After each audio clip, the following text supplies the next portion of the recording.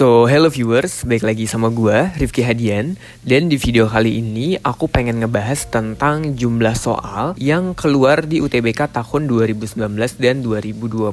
Kenapa ini penting? Karena menurut aku dengan kalian tahu jumlah soalnya dan waktunya, kalian udah bisa memperkirakan atau melakukan strategi dalam pengerjaan soal di UTBK nantinya. Nah, seperti yang kita ketahui, UTBK tahun 2019 itu terdiri dari TPS dan TKA, sedangkan di tahun 2020 cuman terdiri dari TPS aja. Nah, untuk setiap subtesnya di TPS di UTBK tahun 2019, penalaran umum terdiri dari 2 bacaan dengan jumlah 14 soal dan 6 soal penalaran dengan waktu pengerjaan selama 35 menit. Sedangkan untuk pengetahuan membaca menulis atau PBM itu terdiri dari 3 bacaan dengan jumlah soal 20 dengan waktu 25 menit. Pengetahuan dan pemahaman umum atau disingkat PPU terdiri dari 3 soal bahasa Indonesia dengan jumlah soal 12 dan 2 soal bacaan bahasa Inggris dengan total 8 soal. Waktu pengerjaan di PPU ini selama 25 menit. Dan yang terakhir ada pengetahuan kuantitatif selama 35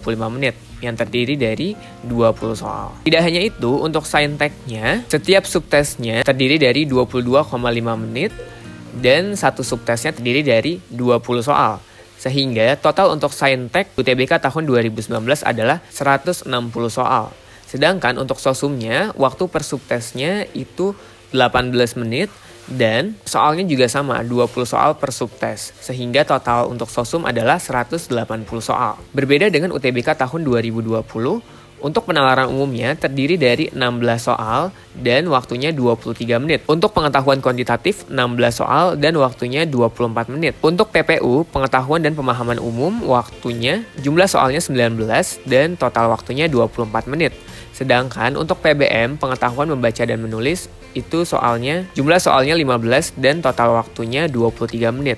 Dan di tahun 2020 itu ada subtes bahasa Inggris dengan jumlah soal 10 dan waktunya 11 menit. Jadi di tahun 2020 bahasa Inggrisnya dipisah teman-teman. Nggak sama kayak PPT itu pihak penyelenggara UTBK-nya atau LTMPT pernah bilang akan ada matematika yang menggunakan soal bahasa Inggris, tapi kenyataannya di UTBK-nya nggak ada. Terus kalau untuk tahun 2021 akan seperti apa? Kita belum tahu akan seperti apanya, cuma menurut aku nggak jauh beda dengan yang udah aku sampaikan tadi. Dari gambaran jumlah soal dan waktu pengerjaannya, kalian udah harus tahu strategi yang ingin kalian gunakan seperti apa, ingin benar dan yang harus kalian ketahui juga di UTBK ini, sistem penilaiannya ini menggunakan IRT atau Item Response Theory, di mana semakin banyak yang benar di satu soal, maka soal tersebut mempunyai bobot nilai yang kecil, dan semakin banyak orang salah di satu soal, maka penilaian di satu soal tersebut nilainya akan semakin besar. Total nilainya itu tergantung dari jawaban keseluruhan mengerjakannya. Di tahun 2019,